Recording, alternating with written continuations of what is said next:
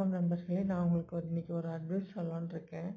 இந்த பாத்திரம் அடித்து பிச்சை போடு அப்படின்ட்டு ஒரு பழமொழி இருக்குது. அது எதுக்குன்னா, நமக்கு தெரியாதவங்க, பசியால் வாடுறவங்க, உடை இல்லாதவங்க, இந்த குடிசையில் வாழ்கிறவங்க, இடம் இல்லாமல் வாழ்கிறவங்க, அவங்களுக்கு ஒரு இடமோ, ஒரு உடையோ, ஒரு சாப்பாடோ, ஒரு ஹெல்ப்பு, ஒரு கல்விக்கு, ஒரு படிக்க முடியாத குழந்தைங்களுக்கு படிப்பு, அந்த மாதிரி சொல்கிறது, அந்த மாதிரி தானத்தை செய்யுங்க.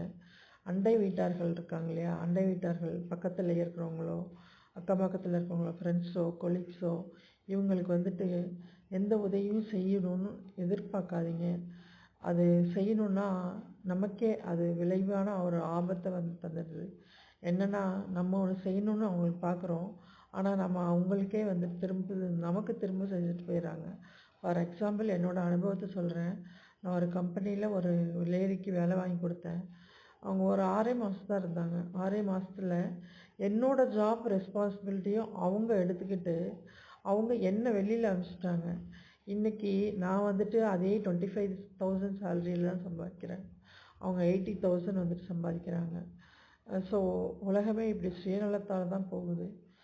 உலகமே எல்லாருமே அப்படி தான் இருக்காங்க. ஸோ இல்லாதவங்களுக்கு உதவி பண்ணுங்க. இருக்கிறவங்களுக்கு எந்த ஹெல்ப்புமே தயவுசெய்து செய்யாதீங்க.